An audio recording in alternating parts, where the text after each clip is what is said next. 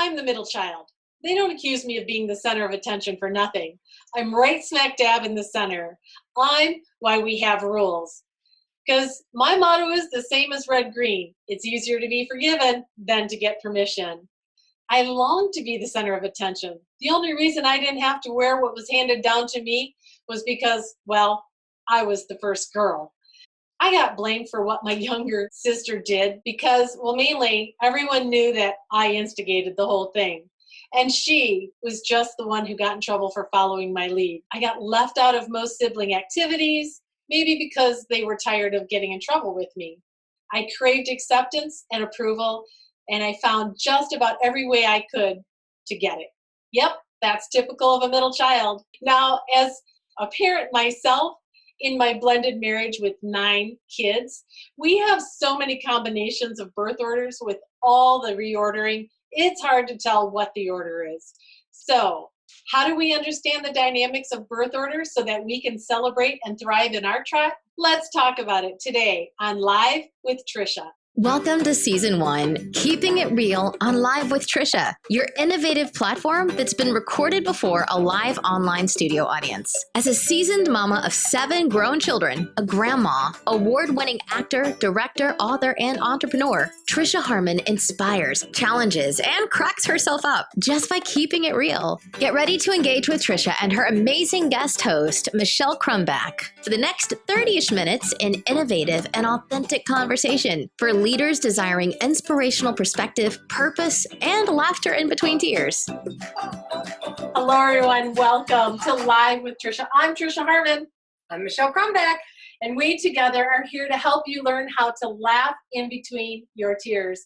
It has been quite a season. We are on episode 9. It's going to be an exciting show. I'm looking forward to it. Yeah, lots of fun, lots of truth, lots of exposure and vulnerability on my end, probably because I am the middle child and you are not. I am not. I'm the firstborn. Yeah.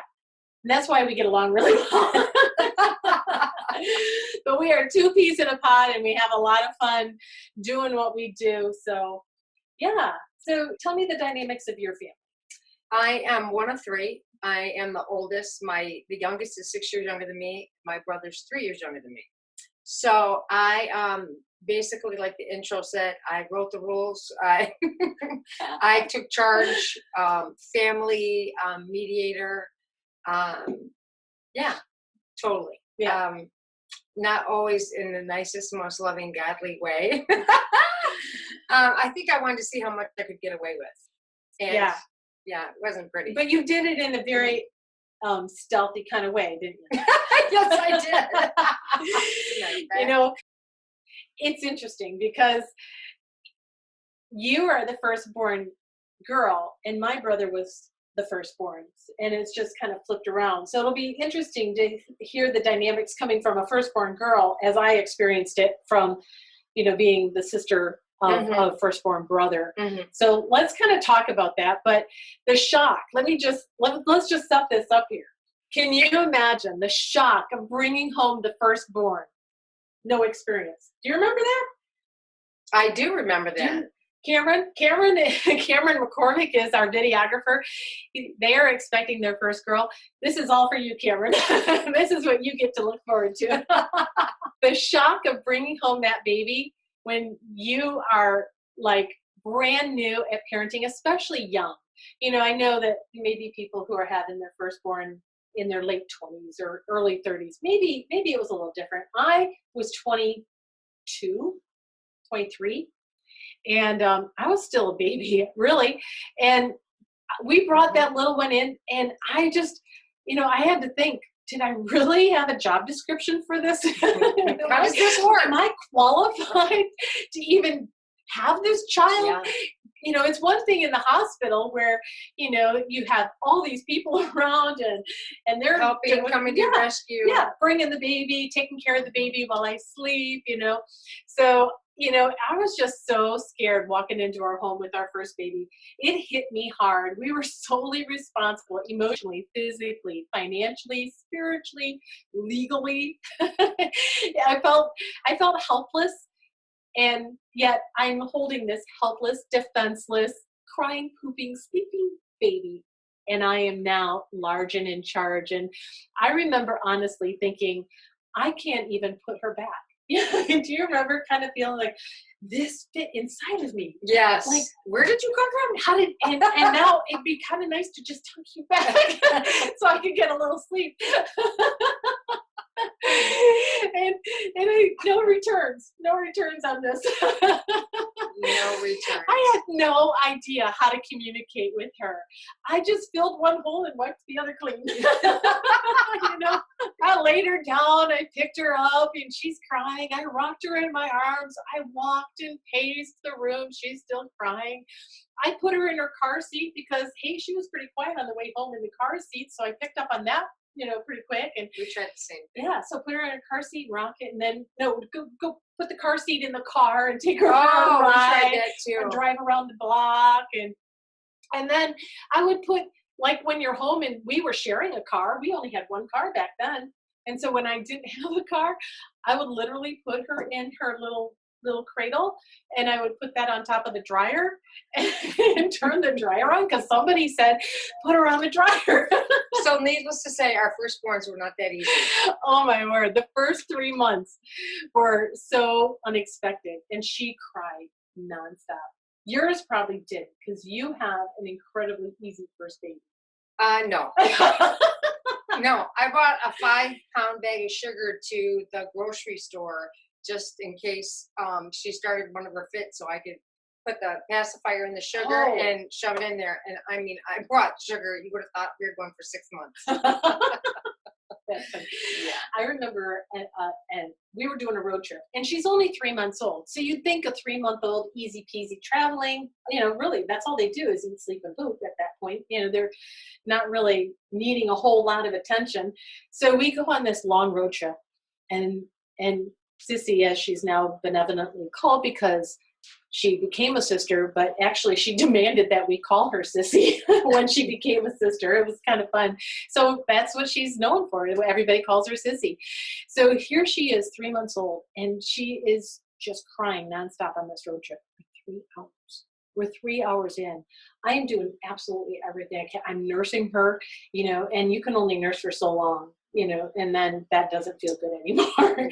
And they're not wanting it anymore because they're hungry. They're not hungry. They just want, I don't know what she wanted, but it got to the point where I literally came so undone. Have you ever had that moment where every fiber, every hair is standing on end? It's like, ah!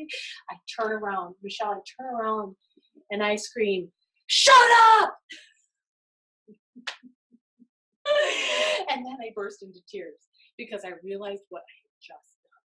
I told my 3-year-old, I screamed, shut up. And I'm crying. And I'm feeling like the worst mom in the world. And then all of a sudden, I was the only one crying. She stopped crying.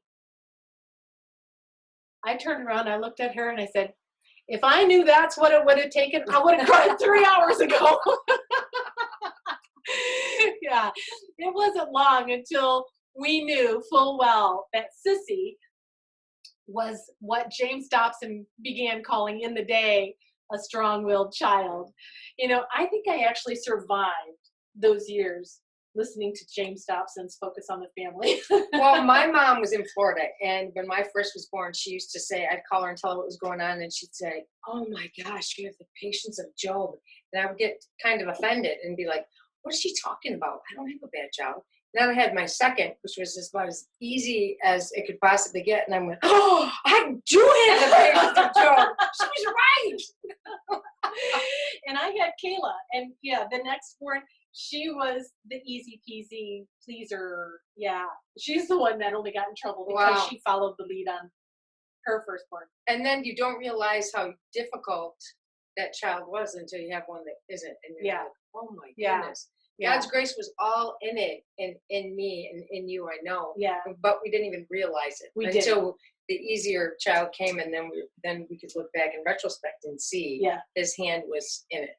I'm so thankful. We, so in that time in our lives, we were part of the 2s and 3s toddler nursery at church taken care of. And so it's really humbling when your own child is the worst child in nursery, and you're responsible to not just keep everybody happy and have fun and sing songs and rhymes, Bible verses, and you're like, sit down, don't make me.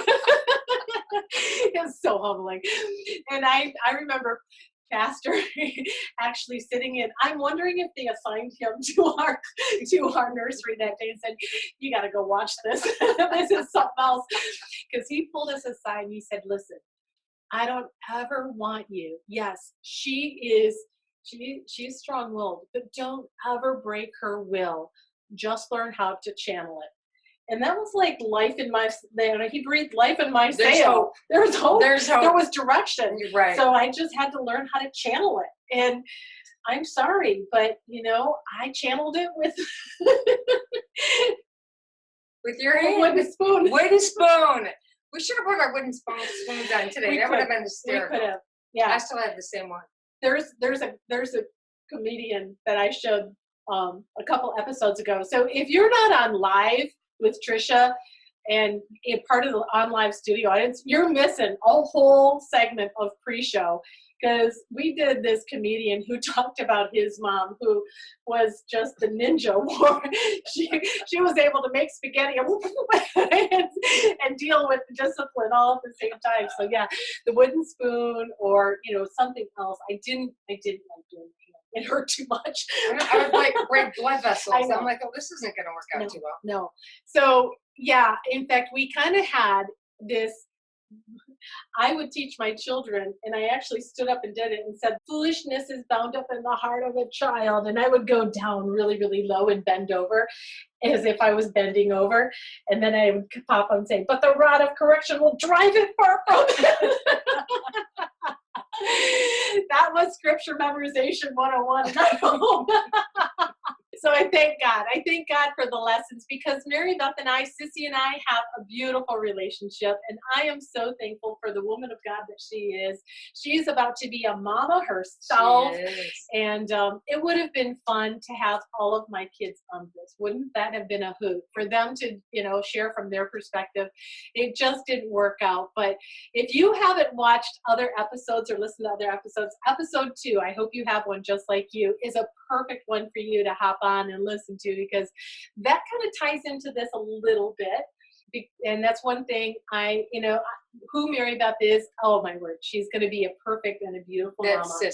That's Sissy. And then we have 4 other grandbabies, and there's something about watching the dynamics of the birth order in your grandbabies that is so much fun. You talking about giggles and like, not because it's payback time, it's just easier. I don't get all hung up over it. Mm-hmm. Yeah, it's really, really fun to watch the same thing that you endured being, played out again. And I got to tell you, Kayla is crushing it as a mom. There are times when we're on the phone. That's her other daughter. She's their second daughter. So remember, I have 7 kids. So I have a lot of middle kids. If you think about that, middle kid is like Hudson would be the absolute rock center middle. In fact, he has a tattoo, bless his heart, on his arm. And we have 7 arrows. So our family life verse is Psalm 127. And it talks about, in that verse, all my kids sang it and memorized it. And in that verse, it talks about arrows in the hands of a mighty man. And so my kids have arrows and signify themselves as number 1 arrow or whatever arrow they are. And Hudson has the manly arrows, just the V cut, and then his favorite color is green, and it's right in the middle, so he highlights that one green. I think it's kind of cool. Mm-hmm. I never was a proponent for tattooing. I don't think I am yet, but it's not my life. And so Cameron, you got a tattoo. There you go. That's where he lives. So Cameron, you got to come here. Come here. We got to show this. Yeah. No. So Cameron might be directionally dysfunctional because he puts up his mitten. You know what the mitten is? It's Michigan. And he lives right there. And that's his tattoo, so he never gets lost. Exactly. I love it. Cameron, where are you in your pecking order? Middle. I was my birth. We had 3. Then we adopted 3 more. Number 2 out of 6. I don't know if you picked all that up, but he's in the middle, and they have a blended family. And that adds a whole nother component. We're going to talk about that in a little bit. But let's kind of just shift gears here because, Michelle, think about this. How many people in the Bible do you know are noted for significant success that are middle children? I don't know. I don't. Like, you know the firstborn? They all babies. had so many. Well, they I don't know did. what the order is. So, I started going through this, and let me ask you, here's a quiz. So this is a pop quiz.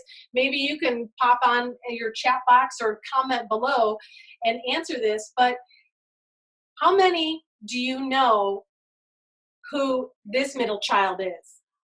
Lammy. Who is Lammy? Anybody know? Lahmi. It could be Lami or Lami. I don't know. Other than you can see the answer. But I yeah. can't see the answer. I'm cheating. And I was shocked. So Lami or however that syllable goes, he's the middle brother of Goliath. Huh. And you know what? He got struck down in battle too. I didn't know that. Yeah, you got to dig for gold, people. This is like, I said this before, but sometimes when you're going through Chronicles or Numbers and it's dry as like the driest bone ever, somebody said to me, whenever you hit a dry portion of scripture, just moisten it with a little sweat. Well, that takes a little sweat to find out who Lami is. So there's a little Scooby snack for you. Who is Dinah? Dinah. I didn't know this. I think there might be a couple different Dinahs actually, but Dinah is the middle sister to Joseph. Yeah. How about Radia. Yeah. We don't even know how to pronounce it. Raddai. It's going to be Cameron's daughter's name. That will be very precious. We'll call her Ratty. Rad. She's rad. So who is the brother of Rad? King David. Yeah. So that's pretty cool. Just, realizing that in scripture, tradition was that the firstborn got pretty much the first rights. They got the largest inheritance. They got the blessing, the first of the blessing. They were the ones that were supposed to get married first. Thus, that's why Jacob ended up with Leah. Yeah. Other than Jacob and his little scheme, he was not the firstborn, but he wiggled his way in. That is a middle-born trait to do that. He was a sublimer, a little blimer.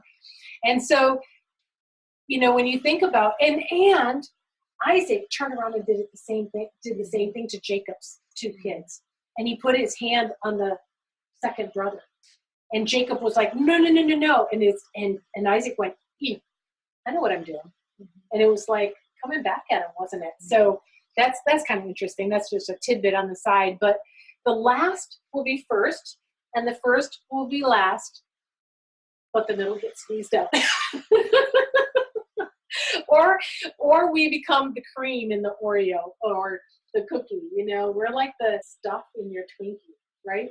Well, I think that, in my opinion, the middle, the youngest, anyone but me, the oldest, had the fluff because I was taking care of them in every way, shape, and form. I was protecting them, loving them, just making sure they were comfortable and fed, and making sure their friends didn't break their hearts. And I mean, it Protector. was, yeah, but even biblically, there's so much responsibility from the very beginning that was put on the oldest.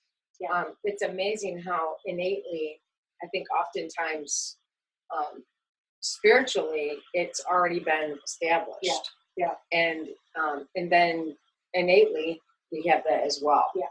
So I haven't been from the middle or the youngest perspective, but all I know is I have, my parents put expectations on me, and I had expectations of myself to really mentor Mhm. and be an example. And it was because of those expectations, I think, helped me make some more godly choices than maybe I would have Yeah. if I wasn't Yeah. in that position.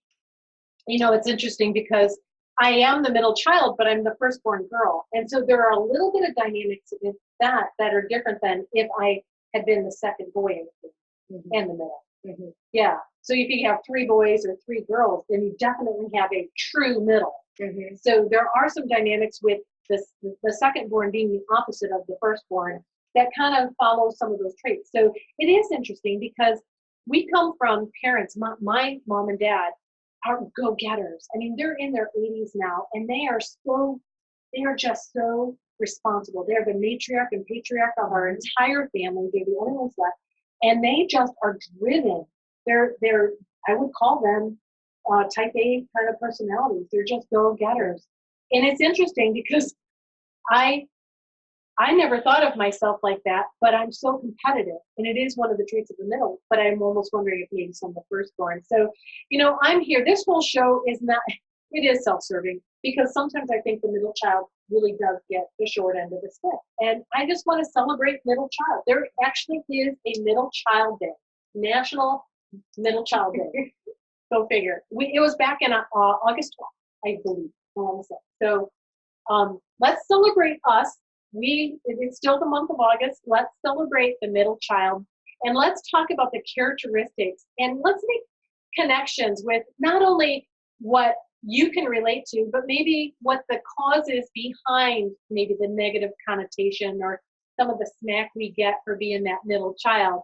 And then no more excuses. You know, let's not say, well, I was just born that way. You know, we can rest on our laurels and rest on our design, you know, and use it as an excuse to not be your best. And I don't want to do that. So yes, let's tap into some of the things that, you know, can kind of get us in trouble. And then let's figure out, you know, what are the positives? And that's what we're going to do today. So let me ask you, I invite you to write in your chat box or leave a comment in the box below if you're listening or watching this video or podcast. But let me ask you this. Are you a middle child? Have you studied your birth order? We have another episode on that is in the design family and whatnot, but this is really a great time to really study your birth order, the traits, not so that you can justify your ways, like I said, but maybe to correct them.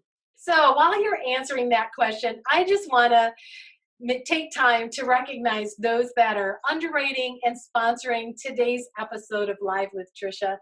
It is underwritten today by Noble Pearls Media, where Christian creatives influence culture by representing leaders in media, ministry, and the public eye. I also want to just make a mention, everybody in the live studio audience gets a copy of the book coming out in September, but now after this is aired, it's already out. But everybody in the live audience is going to get a copy of Sand to Pearls, S-A-N-D, and it is navigating and transforming the sabotaging and negative dialogue stuck between our ears. Yes. Your ears, my ears, your ears too. That's right. We all got sand. And so if you would like a copy of that, please respond by emailing info@livewithtrisha.com. So let's kind of talk about this a little bit. How about the home life? Like, what's it like? You know, as you took care of middle children or your middle siblings, you don't have a middle child. You have a oldest and a youngest. You do kind of in the blended family now, which adds dynamic and it kind of reorders things. And it's just interesting. But they're older. They're grown. They're out of the house. So it's not like you really have day in. And for us, too, we have 9 in our blended family. But they're growing, either married or out of the house. Mm-hmm. And so, but when you get together for family events and whatnot, isn't there a little atmosphere or dynamic that takes place where are they in like a pecking order at all? No, not really. Yeah, No, hard to see. Yeah, Mm-hmm. yeah. Well, let's talk about some ways that you can love yourself, as a middle child through acknowledging, affirming, and appreciating. Those are my 3 A's. Everybody loves to be acknowledged, affirmed, and appreciated. So this kind of goes across the board, but let's specifically talk about how to do it with a middle child based on their needs. And, you know, for some of us, we really need to turn around and see ourselves as a blessing. I'm not just the middle child who always gets in trouble and gets left out and, you know, gets forgotten, or, you know, middle children. I mean, we're going to talk about a lot of the blessings in them, but we have to start with, I am a blessing. There's a lot of jokes about us, but I am a blessing, right? You are a blessing. You better believe it. You're a blessing. Absolutely. But your siblings, They're blessings. Can you They're, see how they were blessings? Oh yeah, they were well. Just the opportunity to that God gave me to love on them and help protect them and teach them was a blessing. Yeah. And their sweetness, because they brought something to the table in our family that I didn't have. I was, you know, I was kind of serious and making sure, and they were more fun and easygoing, and so they brought a dynamic, and they still do this today. They bring a dynamic to our family, my brother and sister, that I don't have, that I want to draw from, because that's really important. You know what just hit me? So where's the pecking order in your mom and dad? What's your dad's birth order? He's one of 6, and he was middle, and my mom's middle. And your mom's middle. So that's interesting, because I just realized my mom only has one brother, so there's 2. And my dad only had one brother, so there's 2. So they've never had a middle child. They're like, what in the world is going on? And I just realized, you know what? Sometimes if you've never had to deal with a middle child and she shows up. Yeah. What do you say? Holy Hannah? Holy Hannah. Holy Hannah. Yeah. So I didn't even think of that until you were just talking about that. So there you go. Think about that one. How about, here's another way of seeing it from a godly perspective, is allowing appropriate independence. Middle children are pretty independent. They have to be, because they're left out of a lot of things, so they have to be self-entertaining. I remember going to my room and playing with my Lincoln logs. Back in the day, Lincoln logs. Mm-hmm. I would build my house over and over again. I never was a Barbie girl. Were you a Barbie? I played with Barbies till I was 12. Yeah, because I pretended that I was one. Oh, I can't even imagine that, girl. I still pretend like I'm a Barbie. You are a Barbie. She's our Barbie girl. So allowing them to have that independence in a safe way, in a safe environment, but it really gives them a way of just working on themselves, working on their, giving them creativity and outlet, and letting them channel what they're interested in. And, they kind of become lone rangers, and it's okay. They're used to it. Now, if you're talking to a middle child who's a sanguine, yeah, that's like, she just wants to be in the crowd all the time. And do you know anyone like that? No, I actually didn't want to be in the crowd. I wanted to be on the stage. Yeah, give me that mic. Some things never change. No, I would be the one who would sit down at the piano with the guy playing and say, "Hey, want to do a harmony?" And I would just improv. And sometimes it worked, and sometimes it didn't. But yeah, so here's another thing that we can do. We can allow ourselves, or the middle child, space to be validated and valued. Let them express their heart, or you allow yourself to express your heart of becoming honest and vulnerable in a difficult situation. Here's what I'm really trying to say is, help others understand you. As a middle child, we're people pleasers. We're mediators and peacekeepers, but we're people pleasers, and we really want to be able to keep peace, obviously. And it's hard to express because, well, number one, I am an exhorter. I am a sanguine, but I'm also melancholy, and I feel things very deeply. You know that. I cry at the drop of a hat. I'm crying all the time. I'm so sappy. So all of that combined, as a middle child, I am feeling like inhibited to share because, and it's interesting, it's like a fight or flight. You can back me up in a corner and I'll either walk out or put them up, and I'll put up my dukes and fight. So how about this one? Understand the difference between pure dependency that leads to compromise and peer pressure that promotes us to becoming receptive and a reproducer of positive influence. That right there from Deborah was exactly spot on to this, wasn't it? Yeah. Absolutely. Because the difference between, and we've talked about this in another episode, the difference between being pure dependent is that my identity, my value, my validation is dependent on whether you accept me or you approve of me. And so I would be willing to, I'm dependent on you for that approval. And I'm willing to change. I'm willing to compromise my character. Peer pressure, as someone who is a fine jeweler, concierge, diamond broker, knows what diamonds have to have in order to become precious. What's that? Pressure. Yeah. And when we allow ourselves to face pure pressure and take the responsibility, the courage, the ownership in that, then we become positive difference makers, positive influencers. Yeah. So, and I think oftentimes too, for me in my adult life with my siblings, is part of the pressure that that I had to take and endure willingly to have a peaceful relationship was to agree to disagree and to sabotage the my own pride and concern for my siblings that I thought maybe headed in the wrong direction. So I didn't need to voice that opinion. I needed to take that to prayer. And so that was my pressure that God put on me to surrender to Him with regards to them. Yeah. And to me, so I could be a peacemaker. Yeah. And we know what Matthew 5, I don't know what verse, it's Matthew 5, blessed are the peacemakers, for they shall see God.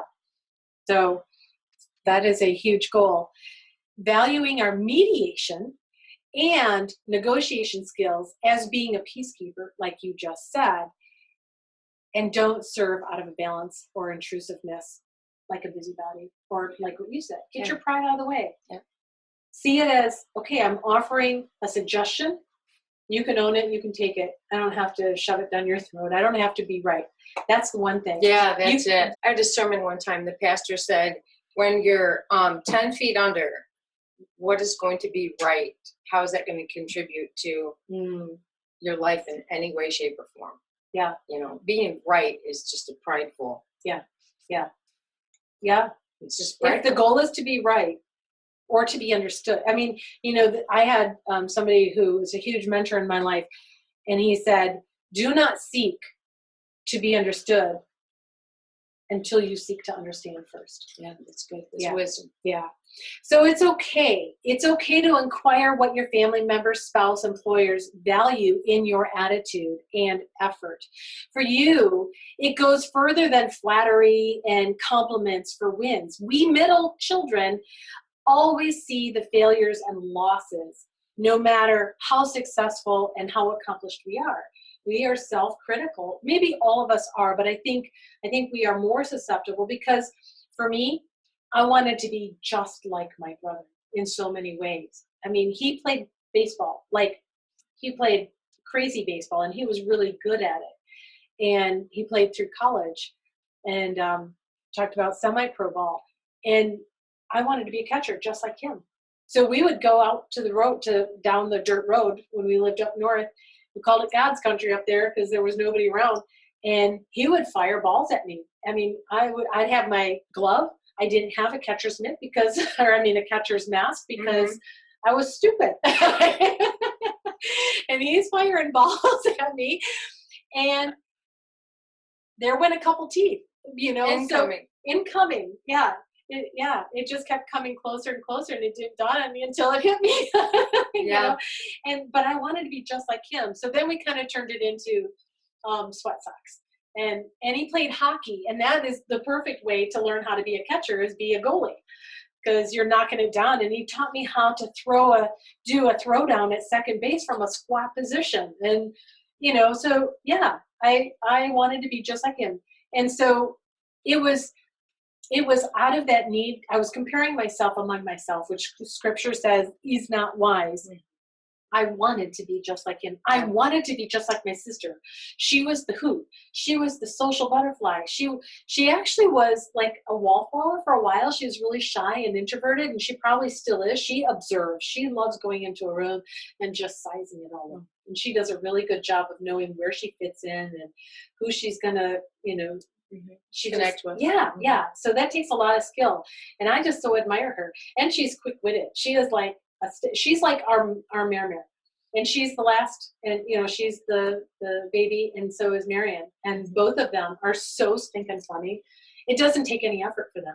For me, I'm about the only one who is cracking up. When I tell a joke, it's like, and everybody else is like, what? So I think being able to just ask others to, if that's your love language, if that's your need, ask it, not because you want at a girl, but it's not wrong to say, how am I doing? Give me some pointers, and make sure you pat it with a lot of affirmation. That's right. In the beginning, up front. Yes, yeah, and then keep it to a minimum on the downside. Give me one thing to work on, or give me more, and I'll start bawling. But you know what? Like editing my book, and you ever go before an editor? And bless her heart, I know she loves me. I know that she cares about me, but she's an editor. She's a professional editor. This is what she does for a living. And she was not gonna leave out the details. She wanted me to know what I needed to do to make that book better. Or to Out of love. And as she's telling me, and I had to put my head down. Because tears are just welling up, and I'm like, don't cry. I asked for this. This is a gift. Yes. I had to literally talk myself into receiving it. Yes. And not taking it personally. So there you go. Ask to be invited. Middle kids are not often included. They're not thought of immediately. So ask. Just include yourself. Give some clear expectation. Hey, I would love to come and help with that. I can do this and this and this, or, let your expectations be clearly known, but just invite yourself. I always invite myself. I think I invited myself here, didn't I? You did, and I was thrilled. Oh my word! The moment you did, I was Can like, I come? I said, "Don't you be teasing me." Yeah. So that's awesome. Another point is be intentional about initiating, supporting, and desiring regular parent, spouse, child bonding time. Sometimes, as a middle child, we get caught up with so many other things that we just kind of go with the flow. We're flexible. We'll move and jive and do, but then all of a sudden we realize, it's like some people have the gift of just seeing something that needs to be done, and they take initiative. And maybe some middle kids don't. I think I do. And I think it's part of that first girl thing, the other part of that firstborn. But being an initiator and taking that intentional action to take time to bond is really important. Very important. Yeah. And you're filling your love tank too. That's all part of that. Here's a big one. Resist backing yourself into the corner, what I call the fight or flight mentality. Middle children seldom win arguments. Try not to go there. It just, like we already said, I'd rather be wrong than misunderstood, kind of thing. It just give up your right to be right. Right. Yeah, for sure. Yeah. It's not a win-win. And if it's not a win-win, it's not worth fighting for. Really, when it's coming to relationships. How about this one? Help define and identify yourself as an independent other than your birth order and siblings. And that's what we were talking about earlier. It's like step out of the position of the stigma and step into the position that we are in Christ. Because we're all God's favorites. right? Yeah. We are. And seek what your spiritual gifting is, and ask someone who knows you and loves you because other people may see what we can't see. So as you're asking the Holy Spirit, the truth and the counsel that resides in you, what those are, ask other people as well to There you go. yeah, to encourage you and love on you and show you what your strengths are and your spiritual giftings are. That's perfect. I love that. I want to go to the chat box because I want to throw a question out to you. Here is a link that I want to send you, because in this link you are going to understand the attributes and how the 10 tips for parenting that middle child. So that's a freebie for you. Let me ask you at this point, what attributes do you identify with as ones you can begin improving? So what are the attributes that you can begin with, that you can start working on? For me, when I look back at this, I think really being intentional and initiate that bonding time. I feel like I fail on that sometimes. You have an incredible ability to do something above and beyond what somebody expects. And it's such a gift when you've done it for me. And I think it's because you take that initiative. You're thinking that far down the road, where sometimes I'm working on just survival mode, or I'm just, in my element, and this is all I can handle in my element. And it's maybe more about me, mine, and, what I'm doing. I don't know. There's some good thought there, but I think I want to just encourage you. So as you do a lot of things for other people too that you may not realize. I think that you are constantly giving love and time and a listening ear. Keep it going. Tell me more. No, no. You are really. Don't stop. No, seriously, don't stop. Words of affirmation. That's right. Yeah. I mean, you're teaching me how to dive this summer off the diving board. I mean, you were giving. But what you do, you really do. You do a lot of loving, sweet things that come from the heart and your emotions. When I was sick, you brought me love gifts. You brought me all that, I mean, you do. Well, thank you. All right, so maybe I'll pick something else to work on.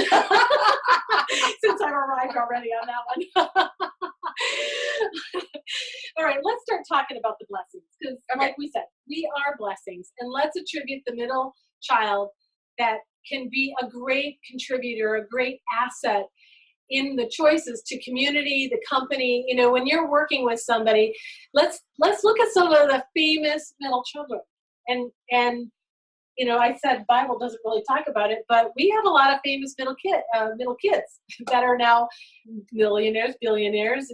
Bill Gates, Warren Buffett, Michael Dell. They're all middle kids. Abraham Lincoln, Benjamin Franklin, Madonna. She's like the epitome of a middle child, don't you think? Mm-hmm. With her persona and everything. She's the poster child of middle children. David Letterman, middle children. They're all middle. So what are their attributes? They're flexible. And I am. I can run with the best of them, and I will adapt. Yes, you're really good at that. I'm not nearly as graceful as you are. Well, I wouldn't say it's graceful. I just say it's willing. Oh, I think there's a lot of grace. For me, it would take a lot of supernatural grace. I remember the first date Scott and I went on. It was snowmobiling. Mm-hmm. Scott's listening because he's our sound technician. He's engineering back there. So Scott, sorry, but I'm wrapping myself out. So we go on this first date, and he brings his snowmobiles up, and we go up to the most beautiful spot in Michigan. Sorry, it's a little further than your tattoo. I'm just saying. And we go up there, and we are going to go snowmobiling. He's got 2 sleds. I'm like, This is sweet. I can't believe I'm going to ride a snowmobile by myself. I'm going to drive a snowmobile. Have you ever been on one? Oh, sure. And I'm like, I have been on one. I just failed to mention that I had never been on one all by myself. So I'm saying, yeah, why don't you just kind of give me a refresher, just because this is a different, show me how yours works. So he does, and we're all loaded up. I'm padded up. We got our helmets. We are off, and we are tooling. We are tooling through the cherry orchards, the apple orchards, over hills and vales, and we get to this big, huge hill. Scott just plasters through it. I mean, he up the hill and over the top, and I'm like, all right, I just watched him do it. I can do this. So I'm like, boom, I go up the hill, and I question myself at the top. You ever start stalling at the top of the hill, and all of a sudden it's like, boom. So I go back down. I'm like, I got this. So I do 2 more runs on this, and I keep going up the hill. And this last time, it almost stalled, and now I'm losing control because the bike is going this way, and I'm going this way. And I'm literally off the sled. I said bike. I meant sled. Yeah. See, that's how much I snowmobile. Scott's back there saying sled. It's a sled. And so I'm watching. I'm like, it's that Matrix moment of whoa. and the sled is doing this. It's like rolling in the air and landing behind me, and then it lands on its sleds, on its skis, and it's still going. It's still running, and it's veering towards a whole wooded area of pine trees. I am in snow up to my thighs. You ever watch a Polish woman trying to run in the snow after a runaway sled? I'm taking big giant steps and then plaster right in my face is right in the snow. So then I get up and I'm covered in snow, trying to get it off my eyes. Well, now my mascara and all the beautiful makeup I put on for this first date is like raccoon, and I'm still running, and it stalls just before it hits the trees. And then I'm like, oh. I throw myself back in the snow. Scott runs down because, of course, he's thinking you're hurt. I'm hoping he's thinking I'm hurt and more about that than my sled. But he runs over right away. He just falls down in the snow. He pulls out his camera, and we have the most precious picture. It's a big picture. I wish I had it. I should have shown you, of us laughing our butts off in the snow. We both are wearing red hooded ski. We didn't even know, it wasn't a memo. We didn't plan to match. It's my most precious picture because that was a flexible, spontaneous moment. We get back to our spot, and I got off the bike, and I said, so how'd I do on my first time on the snowmobile? And he said, are you serious? And I said, yeah. So now he knows when he asks me, have you done this before? And I say, yeah. In my mind, yeah. That qualifier. So flexible. So, oh my word, that was such a hoot. Another one of the blessings we are empathetic. We feel everything. We have this natural radar, I think, for underdogs. Right, Deborah? Deborah can give me a thumbs up. But, Deborah is one of our unspoken heroes. She is behind the scenes. She takes care of this community of veterans who are struggling with post-traumatic stress. She has such a heart for them. She also works with victims of domestic violence, and she's directing this film called Not Too Far From Here. And so I see that in you, Deborah. You just have an incredible gift of encouraging and seeing the underdog and bringing them up on top and making them feel like a champion. So that's part of it. An initiator. We initiate, we see problems, and we start businesses. We're self-starters. Most of us are entrepreneurs or comedians. We might not get paid a lot, but we take it. We're persistent. We see a goal in sight, and we're willing to hunker down, right? And we ride it out into the opportune time. So let me ask you, we've gone a little long, but I think this was really worth it because, you can pick and choose what you want in this to keep, but for me, it's just a game changer for a lot of middle children. Let me ask you, have you identified your strong characteristics, your qualities that you can just shine? And are there a couple in there that you would like to maybe hone a little bit and make more profitable for your business, for your community, for your ministry? There's a great resource here. I'm going to link it to you. It is called Secret Powers of the Middle Child. It is how middleborns can harness their unexpected and remarkable abilities. So listen, thank you for watching. I so appreciate you online. I appreciate you taking in this podcast as well as webcast. I'm Trisha Harmon. And I'm Michelle Crumback. And this is Live with Trisha. Hey, make sure you're getting notifications so you won't miss next week's episode of Age is Only a Number, Discovering Optimal Abundant Life the Older We Get. Thanks for joining us. Have a great week. We'll see you here next time. Wasn't that a great episode of Live with Trisha? Be sure now to follow, share, and please leave a comment on our social media platforms using the handle Live with Trisha. You can make more seasons and episodes possible. Become a cheerful giver. Choose your level of giving and experience the joy at livewithtrisha.com/partners. Let us know how this is encouraging, equipping, and strengthening you in your daily walk. Have a suggestion? Drop us a line. info@livewithtrisha.com. Join us next week for another amazing episode of Live with Trisha, where together we learn to laugh in between tears. Because after all, laughter truly is the best medicine. So go ahead, over-medicate yourself with it today. I'm Misty. Thank you for joining us.